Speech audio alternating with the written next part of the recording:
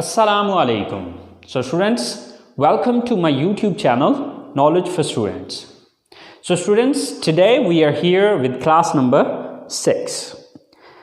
Class number 5 के अंदर हमने सिंपल क्वेश्चन के आंसर करना सीखा था कि किस तरह से हम हाँ में जवाब देंगे और किस तरह से ना में जवाब देंगे। आई होप सो आप लोगों ने ट्राई किया होगा, उसको प्रैक्टिस किया होगा और क्वेश्चन भी बनाए होंगे और उनके फिर आगे यस नो में आंसर्स भी किए होंगे। सो गाइस, आज हम आंसर्स को ही अंडरस्टैंड करेंगे, लेकिन आज हम ये चीज़ देखेंगे कि सवाल के अंदर से हम किस तरह से जवाब को निकालते हैं।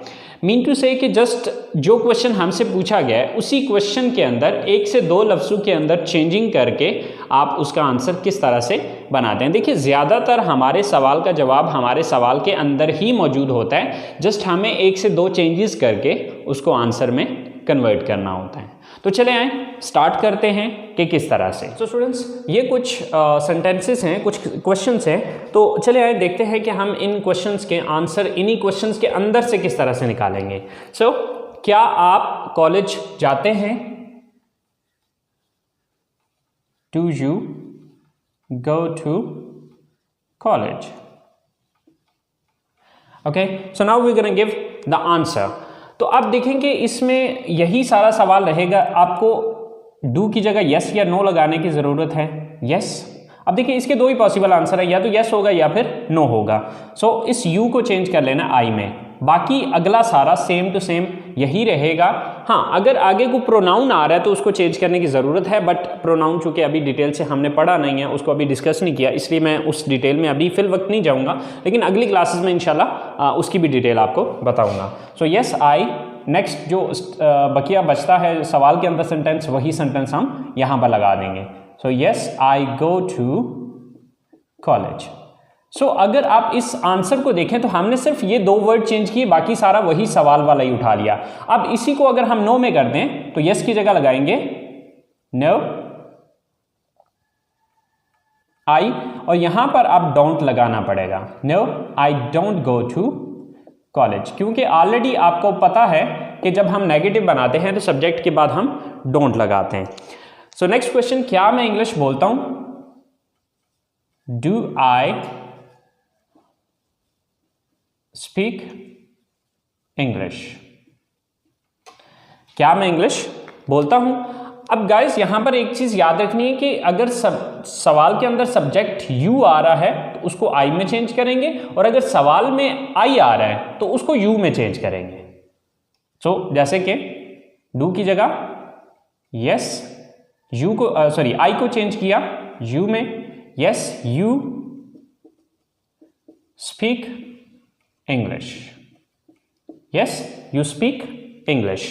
अब अगर नो में यही आंसर करना है तो यस की जगह नो लगा दें यू, और आगे आपको पता है कि सब्जेक्ट के बाद डोंट लगाना है। Yes sorry no you don't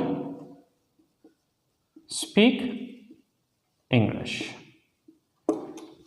know you don't speak English. Next question is, क्या हम क्रिकेट खेलते हैं?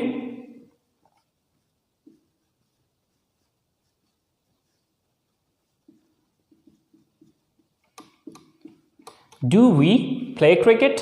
अब इसके दो पॉसिबल मीन आंसर्स हैं, बट इसमें ये जो वी है ये या तो वी ही रहेगा या फिर इसको यू में कन्वर्ट कर सकते हैं। अब देखना ये होगा कि जो बंदा सवाल पूछ रहा है वो अपने बारे में बात कर रहा है या आप खुद भी उसमें शामिल हैं। अगर तो वो सिर्फ अपने बारे में बात कर रहा है या अपने साथ जुड़े हुए कुछ और लोगों की बात कर रहा है, लेकिन आप खुद उसमें शामिल नहीं हैं, यानी कि जिस बंदे से सवाल कर रहा है वो बंदा उसमें शामिल नहीं है, तो फिर यू लगाएगा। अगर आप खुद भी उसमें शामिल हैं तो फिर उसमें आपको वी ही लगाना पड़ेगा। तो इसके दो पॉसिबल आंसर हैं, एक तो आप ये कहेंगे सॉरी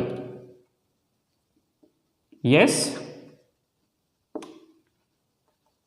वी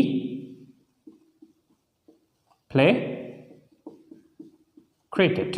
देखिए वी उस सूरत में होगा कि अगर जिस बंदे से सवाल पूछा जा रहा है वो भी शामिल है, लेकिन अगर फर्ज करें वो बंदा खुद शामिल नहीं है तो इसकी जगह फिर हम वी नहीं लगाएंगे बल्कि यू लगा देंगे।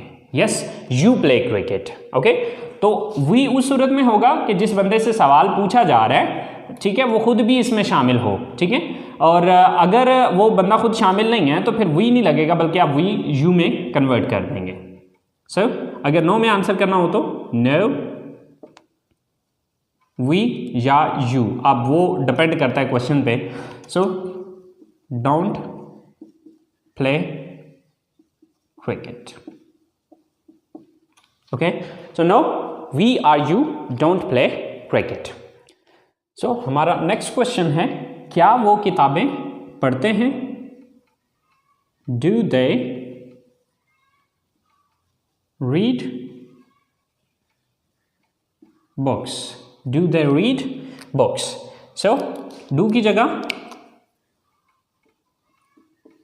Yes, next same to same, they read books. और अगर आप इसी को नो में लेके जाते हैं, no they don't read books. So guys, अब देखें कि हमने ये जो 4 क्वेश्चन बनाए हैं, इन क्वेश्चन के अंदर अगर हम देखें तो कोई लंबा चौड़ा चेंज नहीं किया हमने, सिर्फ एक शुरू में यस या नो लगाया है और आगे सब्जेक्ट को अगर ज़रूरत पड़ी है तो हमने जस्ट सब्जेक्ट को चेंज किया है।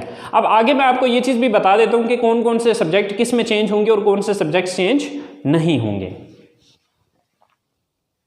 सो स्टूडेंट्स, ये वो वर्ड हैं जो कि आपके अगर सवाल के अंदर आ रहे हों तो आप उनको इनमें चेंज कर देंगे। अगर आपके सवाल के अंदर यू आ रहा है तो उसको आप आई में चेंज कर सकते हैं या फिर वी में चेंज कर सकते हैं। अब देखना ये होगा कि सवाल आप अकेले के बारे में पूछा गया या आप 2 या 2 से ज़्यादा लोग हैं। अगर अकेले हैं तो आई यूज़ करेंगे जवाब में, और अगर 2 या 2 से ज़्यादा लोग हैं तो फिर वी यूज़ करेंगे।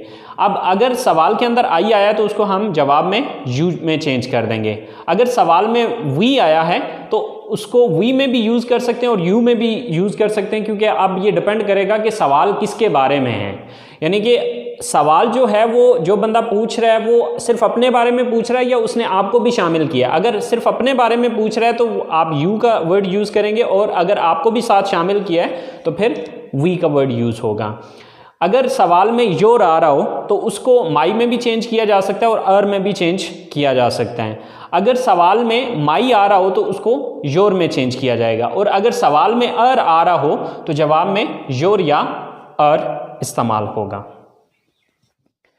स्टूडेंट्स, अगर इनमें से कोई सब्जेक्ट आ रहा है तो फिर इनको चेंज करने की ज़रूरत नहीं है, सिर्फ आपने यस या नो क्वेश्चन के अंदर लगाना है। बाकी जो अगली स्टेटमेंट है या अगला जो सेंटेंस है उसको सेम एज इट इज़ जिस तरह वहाँ पर दिया गया सवाल के अंदर बिल्कुल सेम टू सेम वही आपने इस्तेमाल करना है। सो आई होप सो स्टूडेंट्स, आप लोगों को इस बात की समझ आ गई होगी।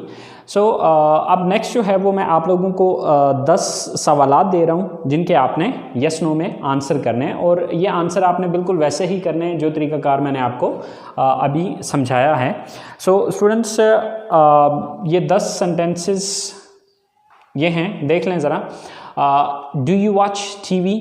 Do they learn English? Do we use the computer? Do I sit here? Do you live in this city?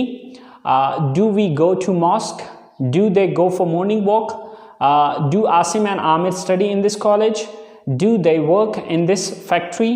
Do you visit different parks? So guys, in sentences को आपने English में convert करना है। तो इंशाल्लाह यही सेंटेंसेस जो है वो मैं अगली क्लास में बनाऊंगा। तो आपने अपने सेंटेंसेस देख लेने कि आया कि जो सेंटेंसेस मैंने बनाए और आपने बनाए आया कि वो सेम है या उसमें कोई कमी बेशी है। So guys, I hope so आप लोगों ने क्लास को एंजॉय किया होगा। सो प्लीज़ गाइज़, अगर आप लोग इन वीडियो से कुछ सीख रहे हैं तो अपने दोस्तों को अपने जितने भी कॉन्टैक्ट्स हैं उनके साथ शेयर कीजिए इसको, ताकि आपके साथ साथ वो भी सीख सकें। और अगर आपने अभी तक मेरे चैनल को सब्सक्राइब नहीं किया तो प्लीज़ सब्सक्राइब कीजिए, और कोई भी चीज़ समझ में नहीं आती है तो प्लीज़ नीचे कमेंट्स बॉक्स में आप लोग ज़रूर मेंशन कीजिए। इंशाल्लाह I will try my level best to clear your confusions. So guys, you take care of your self and इंशाल्लाह hope to see you next time soon. अल्लाह निगहबान।